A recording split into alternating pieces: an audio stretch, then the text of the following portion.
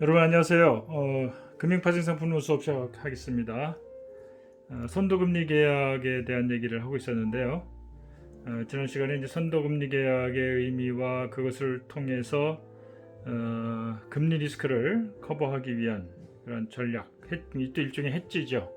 파생상품으로서의 그 장외 파생상품인 이 FRA를 이용해서 금리 리스크에 대한 그 해지를 하는 그런 방법에 대해서 소개를 했습니다.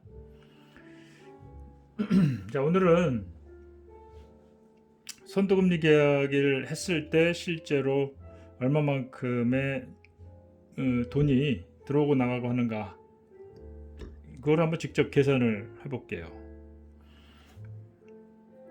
사례를 들어 설명할 텐데요. 밑에 이제 그림이 나오지만 두 은행 간에 다음과 같은 계약을 체결했다고 한번 해봅시다. 연도야 뭐 2010년이든 2020년이든 여러분들 편리한 대로 생각하면 되겠고요. 그래서 6월 9일이 월요일이라고 합시다. 6월 9일 월요일 날 1 by 4 FRA를 했어요. 그러면 1 by 4는 뭐죠? 지금 시작하는 게 아니라 한 달 뒤에 시작하고 그로부터 3개월간 지속되는 계약이에요. 그래서 지금으로부터는 한 달 뒤에 시작하고 4개월 뒤에 끝나는 거라서 1 by 4 이렇게 표기를 하는 거죠. 그래서 이제 명목 원금은 100만 불에 대한 겁니다. 여기에 대해서 계약을 6.05%의 계약을 했어요. 그럼 한쪽은 6.05%의 돈을 명목상의 대출을 하는 거 받는 거고, 다른 한쪽은 6.05%의 대출을 해주는 그런 계약이 되는 것이죠. 그래서 이제 지금 그 오늘의 그 계약을 하는 현물일과 결제일 간에 한 달의 차이가 있어요. 이거는 이제 이게 이제 그림을 보고 설명할까요? 6월 9일 날 이제 계약을 하면은 여기 시작되는 날은 이로부터 이틀 뒤인 6월 11일 날 시작되고요. 그래서 이 여기에 대한 그 대출이 한 달 뒤에 이루어지니까 그로부터 한 달 뒤인 7월 11일부터 대출이 시작되는 거예요. 그로부터 3개월간의 거래가 이루어지는 것이죠. 그래서 7월 11일이 되고요. 거기에 대해서 이제 다시 그림으로 돌아가면은 그림을 보고 설명할게요. 그래서 지금 여기 그 거래 계약을 하는 날짜고 실제 실효가 되는 것이 현물일이고요. 그러면은 그 실제 대출 그 명목상의 대출이 일어나는 거는 그로부터 한 달 뒤인 7월 11일인데, 그로부터 이제 3개월간의 이제 그 명목상의 대출이 이루어지는 것이죠. 자, 그럴 때 이 당사자 A와 B 간의 그 자금 흐름은 어떻게 이루어지느냐? 요 날을 우리가 결제일이라고 불러요. 왜 그러냐면 요 날 이 대출에서 발생하는 금리 차익을 요 날 서로 주고받는 겁니다. 대출이 한 달 뒤에 시작되잖아요. 요 날 그 이후 3개월간에 벌어지는 요 대출에 대한 금리 차이. 여기서 무슨 금리 차이인가요?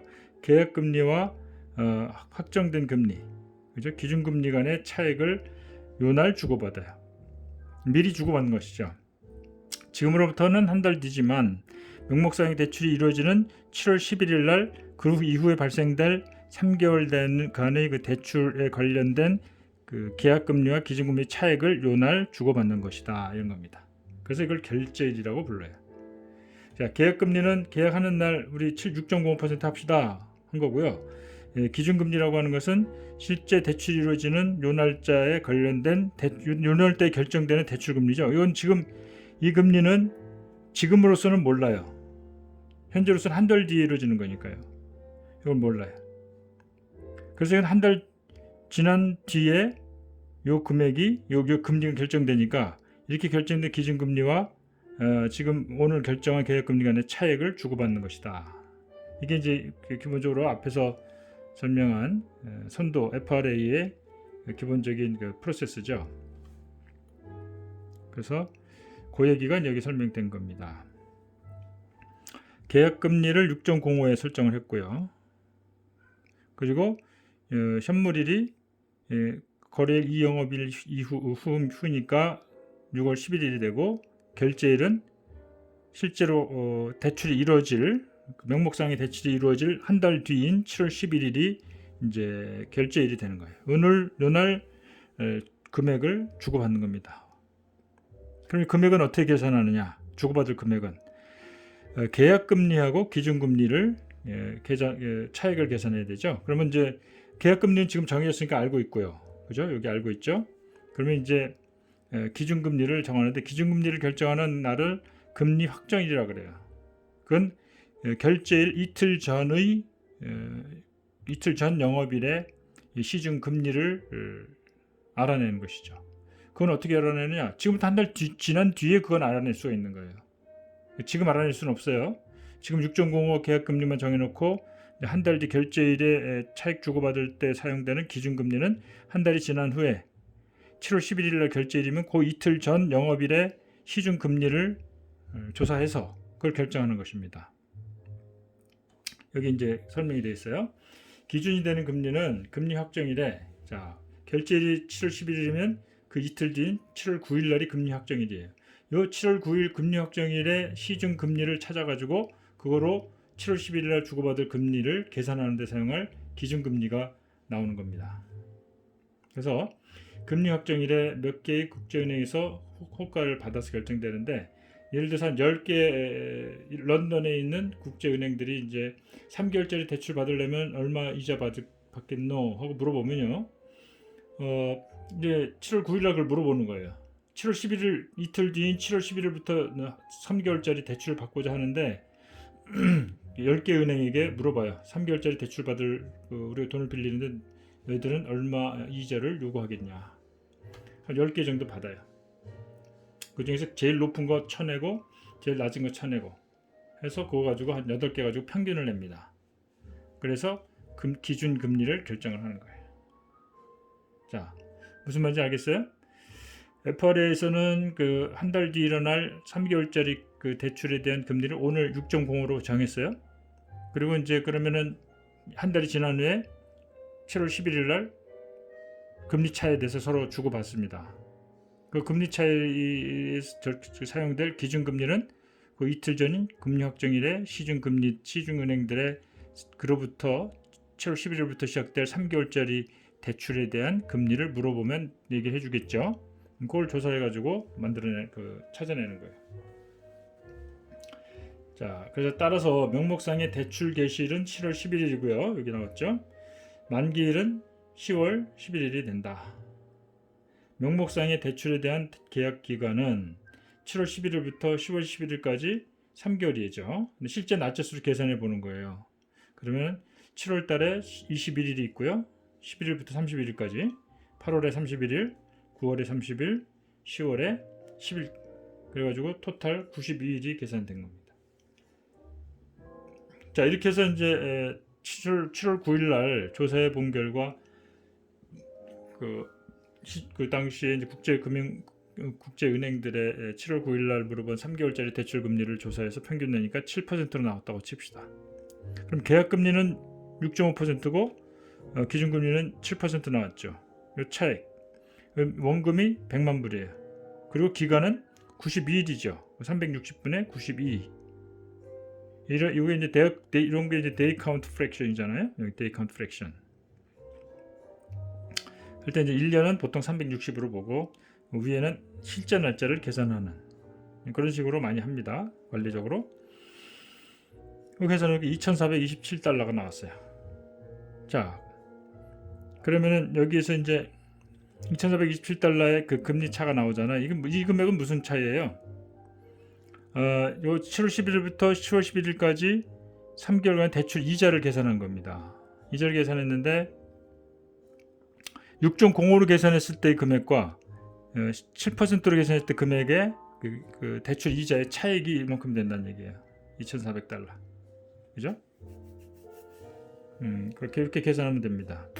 근데 이제 요 비용이 3개월간의 대출이 이제 이루어졌을 때 이 비용이 발생하는 거잖아요. 근데 이 금액을 10월 1일 날 주고받는 게 아니라 7월 11일 날 미리 받는 거예요. 따라서 2,427달러라는 금리 차익 금액은 그 명목상의 대출이 끝나는 10월 11일자에 주고받을 금액인데 그거를 7월 11일 날 미리 주고받습니다. 따라서 이만큼의 시간가치 차이가 있죠. 그래서 요 92일 동안만큼의 할인을 해줄 필요가 있어요. 그래서 여기에서 지금 위에서 계산한 금액이 분자가 바로 그 금리 확정금리 기준금리와 계약금리 간의 차이에 의해서 주고받을 금액이 나온 거고요. 그거를 92일 동안 데이 컨트랙션을 이용해서 할인을 해서 계산하니까 2,385가 나온 겁니다. 요게 어떻게 나왔습니까? 7% 이자로, 그죠? 대출이 7% 정해져 있잖아요. 금액의 그 7%에 대해서 92일 동안에 그 미리 땡겨받은 거니까 92일 동안을 할인을 해준 거예요. 그래서 이렇게 계산을 한 겁니다. 자, 됐죠? 자, 이렇게 이제 그 FRA에서 계약금리가 이렇게 정해져 있을 때 그리고 이제 한 달이 지난 후에 기준금리가 확정이 되면은 얼만큼의 돈이 그 두 당사자 간에 오고 가는가. 자, 이 경우에는 지금 계약금리가 6.05였는데 7%로 금리가 올랐잖아요. 그럼 누가 누구한테 돈을 줍니까? 그죠? 가만히 있으면 7% 돈을 빌려야 되는 입장인데 A는 6.05에 정해진 금리로 돈을 빌리니까 A 쪽이 유리한 거죠. 그래서 그 차액만큼 여기서 계산한 2,385달러를 B가 A에게 지급하는 거예요. A는 FRA를 산 사람이고 B는 FRA를 매도한 사람이죠. 그래서 B가 A에게 이 금액을 지불하면 그걸로 끝입니다. 자, 그럼 지금 설명한 예는 계약금리, 선두금리 계약에서의 계약금리가 6.05로 정해졌다라고 하고 시작을 한 거잖아요. 근데 그거는 어떻게 합니까? 6.05 계약을 A와 B가 서로 합의해서 정하는 것이죠. 그래서 그 금리를 정하는 거, 그게 바로 FRA 프라이싱이라고 하는 겁니다. 그죠? 이 선두금리의 계획의 가격 결정, 프라이싱. 이건 바로 이 계약금리를 얼마인가 이거를 결정하는 이것이 바로 FRA의 가격 결정이다. 여기 써 있죠. 선두금리 계약의 가격을 결정한다는 것은 선두금리 계약서상의 계약금리의 수준을 정하는 것이다. 선두금리 계약의 가격 결정도 무위험 차익거래 원리를 이용하면 쉽게 구할 수 있다. 그러니까 뭐 거창하게 무위험 차익거래라고 되어 있는데요. 설명을 들어보면 아주 단순한 얘기입니다. 좀 볼까요? 예를 들어 볼게요. 우리 앞에서 이제 선두금리 계약 비슷한 그 거래에 대해서 자, 요 금리가 얼마냐? 이게 현재고 이건 미래 한 시점이고 미래 두 번째 시점이에요. T1, T2라고 합시다. 요 미래 시점에서 시작할 이 미래 그 금리 요게 얼마인가를 결정하는 거. 우리 앞에서도 비슷한 거 했죠? 다 같은 원리로 계산하는 거예요. 자, 이 경우에는 6개월 뒤, 그죠? 0.5년이죠. 그리고 1년, 그로부터 또 1년간에 6년간 6개월간 빌리는 거니까 이런 식으로 그림을 그릴 수 있는 거예요.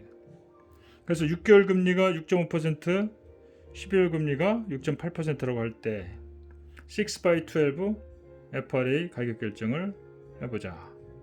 6개월 후에 시작돼서 그 다음 6개월 동안 이루어지는 그 명목상의 대출, 그렇게 해서 나오는 FRA에 대해서 그러면은 이거죠. 지금 밑에도 그림이 있습니다만은 6개월짜리 금리는 6.5%로 나와 있어요. 12개월짜리 금리는 6.8%로 알고 있어요. 시중에 가서 물어보면 다 돼. 은행 가서 물어보면. 근데 6개월 후에 시작해서 그 다음 6개월간 계속되는 요 대출에서의 금리는 얼마일까? 이게 FRA 금리죠. 이 금리를 정하는 게 계약 금리를 정하는 거예요. 우리가 앞에 예에서는 요게 6.05라고 주어졌다고 가정하고 이제 손익이 A와 B 중에 누가 얼마큼 주고받을 건가 그걸 계산한 거잖아요.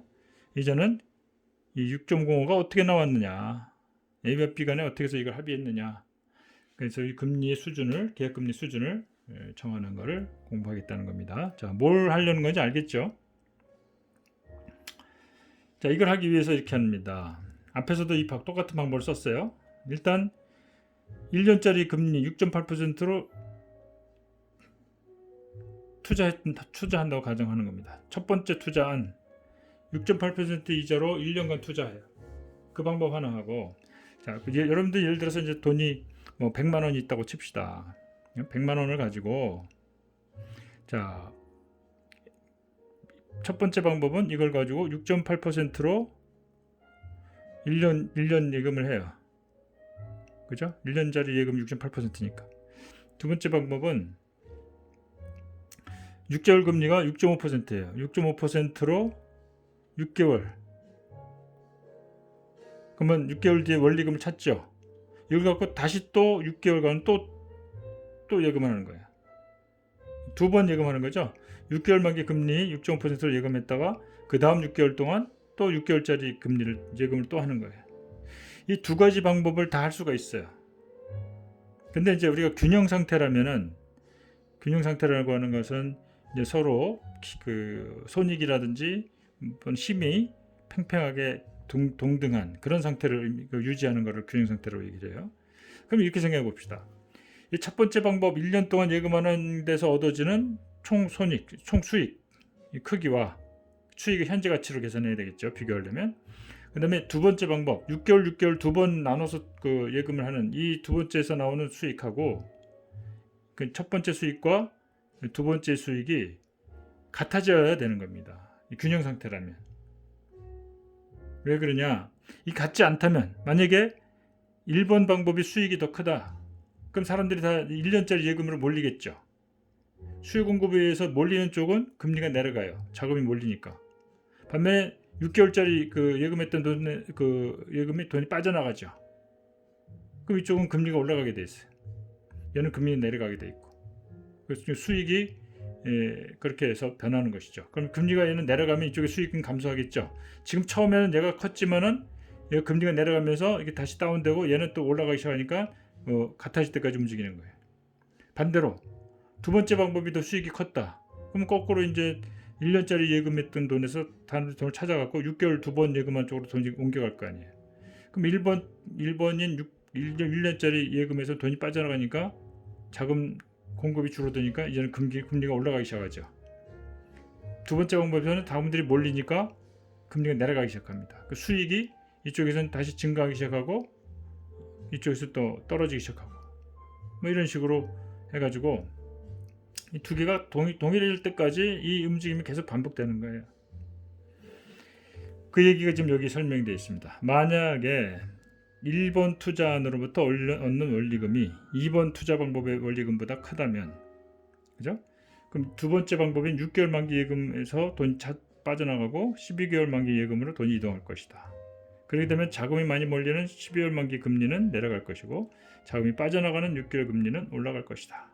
반대로 이제 설명이 된 거예요. 반대의 경우에 대해서. 자, 그럼 여러분들 읽어보면 알겠죠? 그래서 이제 등식이 성립돼야 되는 거예요. 자, 이 그림을 봐요. 6개월짜리 한 번, 두 번 해서 얻는 수익하고 1년 하는 수익하고 같아지는 요 금액을 찾으라는 거죠. 요 금리를 찾으라는 거예요. 아시겠어요? 두 개의 투자가 있어요. 1년 동안 6.8% 내는 요 때에 얻는 수익하고 6개월 동안 두 번 반복해서 하는 그런 예금 방법하고 결과적으로 얻는 수익이 같아질 때 형성되는 이 같아지도록 하는 이 두 번째 6개월의 그 금리가 얼마냐, 그걸 미지수로 놓고 찾아내자는 거죠. 그래서 이렇게 식을 세울 수가 있어요.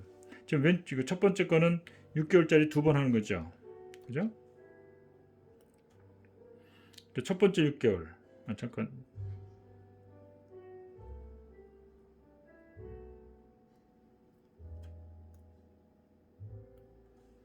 여기 이제 R6가 6개월이고요.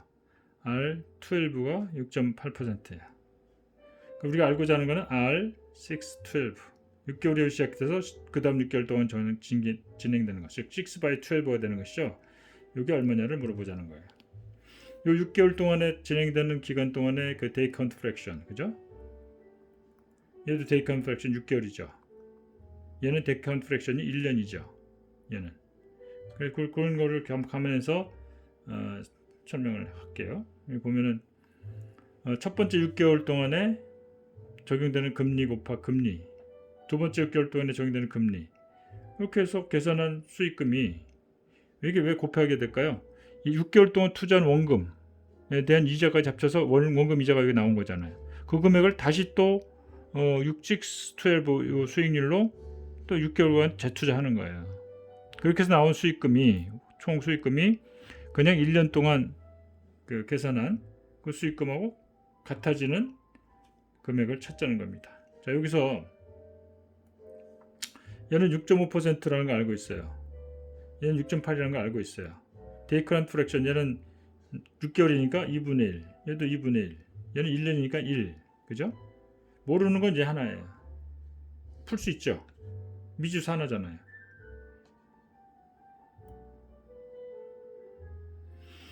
그래서 풀면 6.88%다. 이와 같이 FRA의 그 계약금리는 아주 쉽게, 단순하죠? 간단하게 계산할 수가 있는 겁니다. 자, 그래서 이제 FRA와 같은 선도거래, 또 선물환에 대해서도, 선물환은 지난 시간에 이미 설명했고요. 그리고 이제 지금은 이제 FRA, 금리 선도계약, 선도금리 계약, 뭐 FRA라고 얘기하죠. 그걸 계산했는데 이 선도거래가 굉장히 활발해요. 왜 이렇게 활발하냐? 첫째는 선도계약, 이건 표준화된 게 없어요. 표준화됐다는 것은 좋은 면도 있어요. 불특정 다수가 그냥 뭐 똑같은 그 계약서를 가지고 거래하니까 쉽게 거래할 수 있는 그런 그 거래소 거래가 그런 거죠. 근데 이제 장외 상품들은 그런 표준적인 내용이 없어요. 당사자끼리 그냥 날짜든 금액이든 뭐 이런 것들 합의 없는 것만이에요.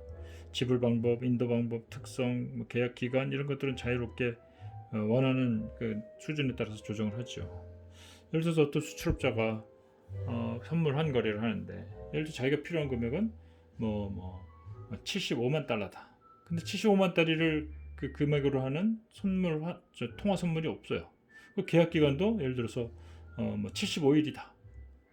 이런 식으로 해버리면은 굉장히 그 구체적이고 세부적인 사항까지 거래소의 통화 선물이 그 커버해주지 못하거든요.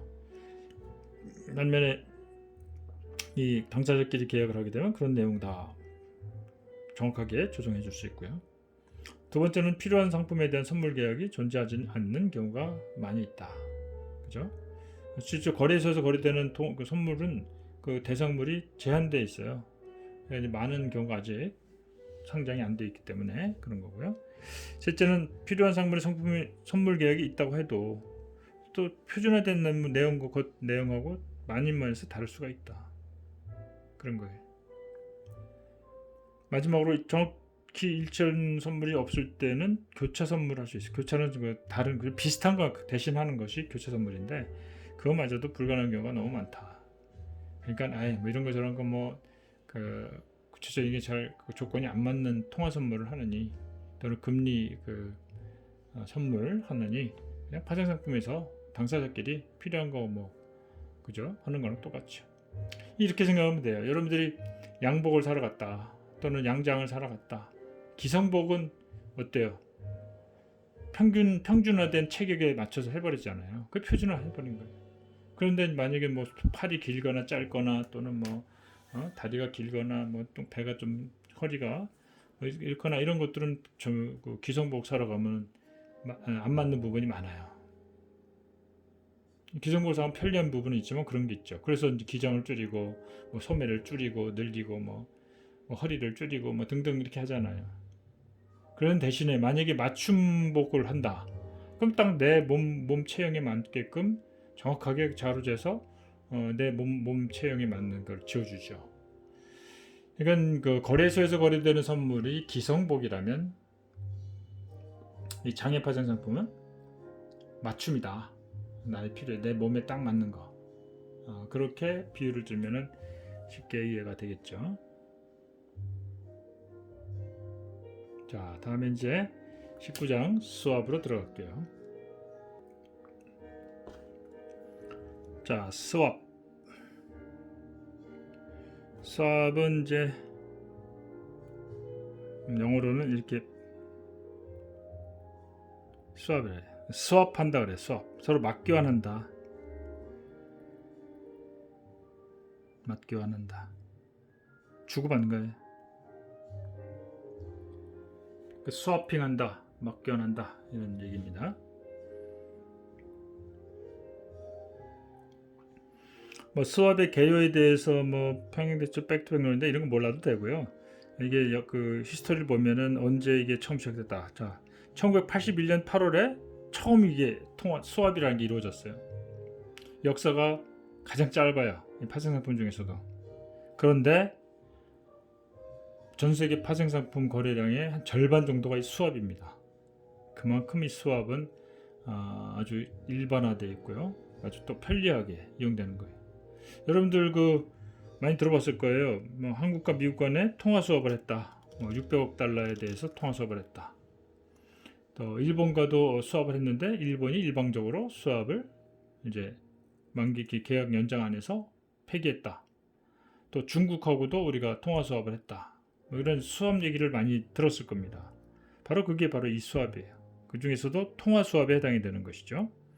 1981년 8월에 세계은행과 IBM 간에 처음 이루어졌던 것도 통화 수합이었어요.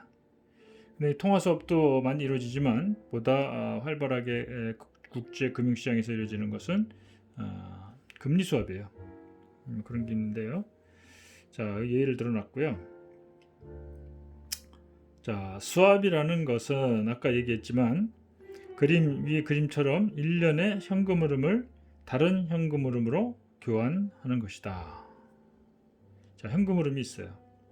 A라는 뭐 기업이 됐든 뭐 은행이 됐든 간에 A라는 당사자가 어떤 현금 흐름이 있는데 그 현금 흐름을 B은행에게 주고 B은행은 또 자기가 갖고 있는 다른 현금 흐름을 A기업에게 줘요. 갖고 있지 않아도 A기업이 B은행에게 내가 이런 현금 흐름이 있는데 이걸 너희한테 주니까 거기에 상응하는 다른 현금 흐름을 나에게 편리한 또 유리한 현금 흐름으로 나한테 다오. 그러면 A기업은 자기가 현재 갖고 있는 현금 흐름을 없애고 B은행에게 넘기죠. B은행으로부터 다른 형태의 현금 흐름을 받으니까 A기업의 입장에서는 기존의 현금 흐름을 다른 형태의 현금 흐름으로 바꿔버리는 거예요. 근데 그걸 왜 하느냐?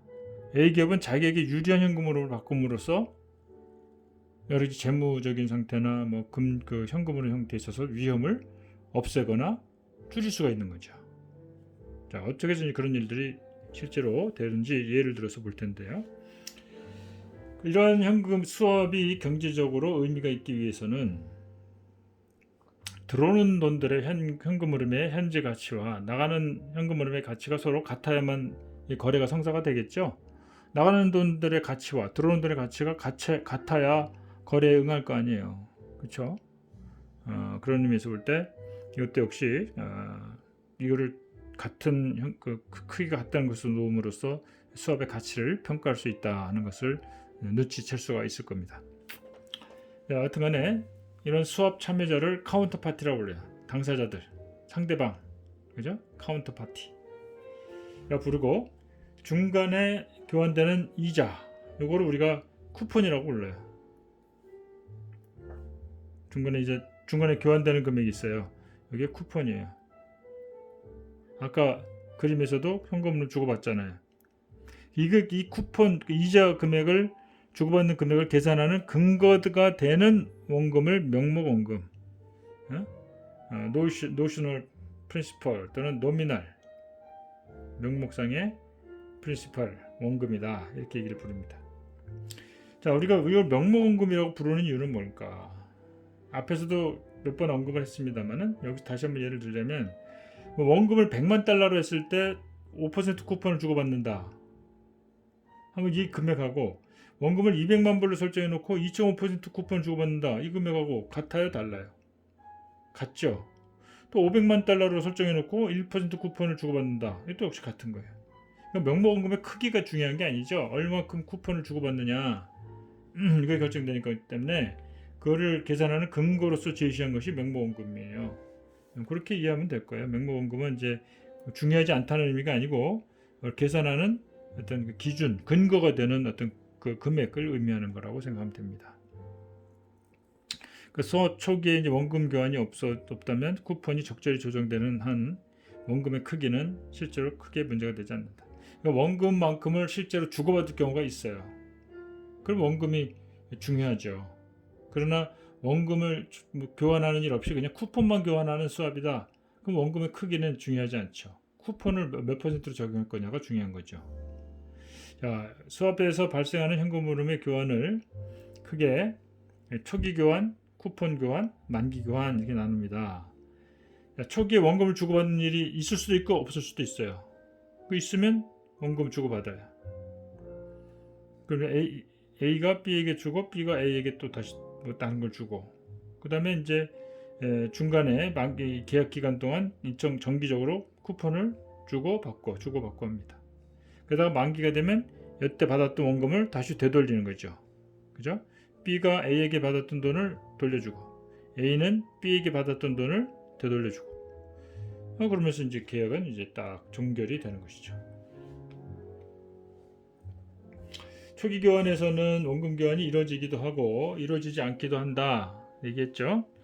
일반적으로 금리 수합에서는 이런 초기 만기 때 원금 교환이 없어요.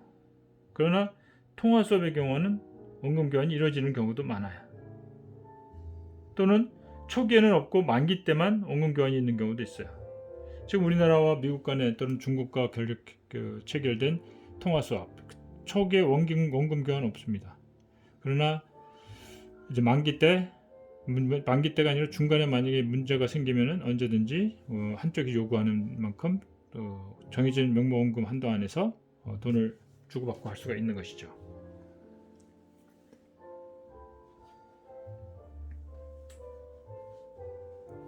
자, 이 얘기는 이제 금방 설명이 된 거고요. 자, 수합에서 중요한 것이 중간에 이루어지는 쿠폰 교환이라고 했는데, 이 쿠폰 교환은 어떤 게 있냐면은 고정금리를 지급하는 쿠폰이 있고요, 변동금리를 지급하는 쿠폰이 있어요. 자, 금리 수합에서 이루어지는 얘기입니다. 물론 통화 수합에서도 금리만큼의 이제 쿠폰이 이루어지는 경우가 대부분이지만, 그래서 이제 그 중간에 주고받는 현금 흐름, 그걸 쿠폰이라고 얘기하는데, 고정금리로 나가는 쿠폰이 있고 변동금리로 움직이는 쿠폰이 있어요. 그러면 고정금리 금액은 그 쿠폰의 금액은 크기는 어떻게 계산하냐? 이것은 명목원금에 대비해서 고정금리를 계산하고요. 그리고 데이 카운트 프랙션을 적용하는 것이죠. 예를 들어서 명목원금이 100만 불이고 고정금리가 5%다. 그럼 100만 불에 대해서 5%, 5만 불. 그게 6개월에 한 번씩 진행된다. 그러면 데이 카운트 프랙션이 0.5가 되는 것이죠. 이렇게 해서 6개월에 5만 불의 절반인 2만 5천 불이 움직인다. 고정금리 쿠폰의 크기를 계산합니다. 그 다음에 변동금리 쿠폰, 이건 역시 명목원금을 기준으로 해서 변동금리가 얼마 될지 지금은 모르지만 그때 관측되는 변동금리만큼의 크기, 그리고 데이 카운트 프랙션 적용해서 변동금리 쿠폰 크기가 계산되는 겁니다. 자, 수합에서는 기본적으로 데이 카운트 프랙션을 360분의 ACT는 Actual Date라고 얘기하면 됩니다. Actual Days, ACT, Actual Days, 실제 날짜 수. 아까 우리가 FRL 할 때도 90일을 360으로 나눠서 데이 카운트 프랙션을 구했잖아요. 그죠? 360분의 Actual Date, 92일. 자, 그래서 수합에 대한 기본적인 사항을 살펴봤고요. 그 다음에 이제 수업 거래에서 현금 흐름이 어떤 식으로 발생하는지 한번 살펴봅시다. 예를 들어 볼게요. 어떤 은행이 명목원금 100만 불에 대해서 연 이자율 6%의 고정금리를 지불하고, 자, 고정금리를 지불하고 나가는 거죠. 6개월 리보를 6 months 리보를 받는 2년 만기 수합을 체결했다. 6개월짜리 그 금리를 받는 거예요. 변동금리. 6개월짜리 정기예금에 대한 금리, 그게 리보거든요. 그러면 이거 6개월에 한 번씩 받는다는 의미가 들어있죠. 그래서 나가는 거는 1년에 한 번, 2번 나가요. 1년짜리 연율로 6% 준다고 했으니까 그것도 고정금리입니다. 그 100만 불에 대해서 고정금리 데이 카운트 프랙션은 1년치 한 번 나가는 거니까 360분에 360 이렇게 두 번 나가요. 반면에 들어오는 돈은 6개월에 한 번씩 나오니까 4번에 걸쳐 들어오겠죠. 원금 100만 불에 지금은 알 수 없지만 6개월 후에 결정될 6months LIBOR 6개월짜리 정기예금 금리 그래서 대감 프랙션은 360분의 절반이 되겠죠. 6개월에 한 번이니까 이건 2분의 1이 되겠고 이런 식으로 들어오는 돈 이렇게 쭉 나오고요. 나가는 돈이 계산이 됩니다. 그리고 설명이 되어 있죠. 지금 설명한 부분이 여기 설명이 되어 있습니다. 자, 이제 그 다음에 이제 구체적인 예로 수합의 형태로 금리 수합, 통화 수합이 있는데 그것들을 하나하나 보겠습니다. 자, 오늘은 여기까지 할게요. 여러분들 수고했습니다.